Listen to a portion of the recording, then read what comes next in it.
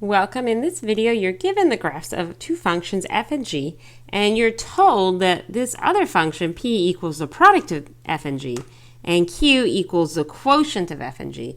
And now we want to find the derivative of p at 2 and 7, and the derivative of q at 2 and 7.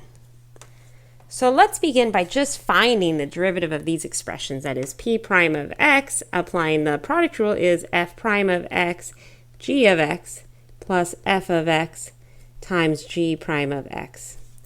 Similarly, q prime of x is equal to the derivative of f times g of x minus f of x times the derivative of g of x divided by the denominator, that is g of x quantity squared.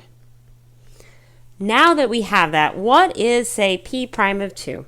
Well, p prime of 2 is equal to f prime of 2 times g of 2 plus f of 2 times g prime of 2. Let's begin by finding what is easier. That is f of 2, that's this function in red, f, evaluated at x equals 2, has an output of 3. Similarly, g of 2 is equal to 2, as you can see here. Now, what is the derivative of this function f at x equals 2 at that point? Well, to find that, let's draw a tangent line. This tangent line of f at x equals 2 is horizontal, which tells me its slope is 0, so f prime of 2 is just 0. Similarly, the tangent to g here at 2 is this same line, so I know the slope is 1 over 2. That's a rise of 1 over a run of 2, so g prime of 2 is equal to 1/2. So p prime of 2 is equal to 0 times 2 plus 3 times 1/2, which is just 3/2.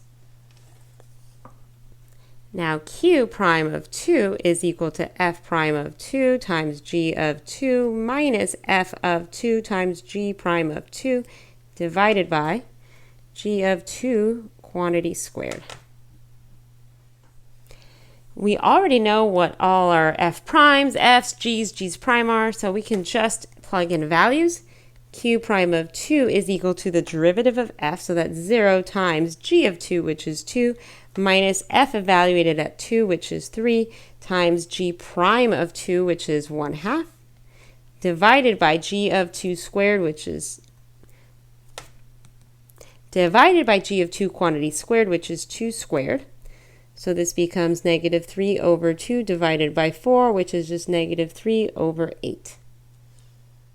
Now p prime of 7 and q prime of 7 are left as an exercise to the viewer. So try to figure out what the derivatives of both f and g are here at 7.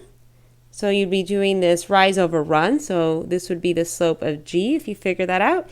And here of f, this rise over run is this.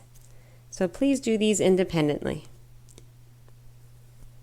I hope the content of this video was helpful.